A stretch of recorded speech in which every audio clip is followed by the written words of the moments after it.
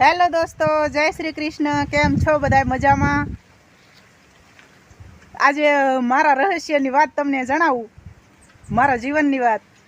કે જ્યારે લગ્ન થયા ને ત્યારે બહુ સમજણ હતી નહીં, અને પપ્પાના ઘરે ખેતીવાડી હતી નહીં, અને પપ્પાએ હાહરિયું ખોલ્યું ખેતીવાડીવાળું. પછી તો બાજરો વાવી ચોમાસામાં કાઠિયાવાડમાં. બાજરો વાવી એટલે બાજરો બરોબર ભાદરવા મહિનામાં પાકી, અને ભાદરવાની ગરમી અને એ બાજરીની ગરમી અને એ અંદર લણવાનું.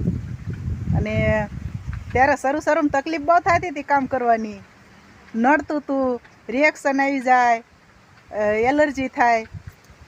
પણ ત્યારે બસ સહન કરી લીધું, અને બસ સહન કરતા ગયા અને એડજસ્ટ કરતા ગયા. એટલે ધીમે ધીમે વાતાવરણ પણ સેટ થઈ ગયું, કારણ કે આપણે હતા ઠેઠ સાબરકાંઠા જિલ્લાના પ્રાંતિજના, અને આવી ગયા ઠેઠ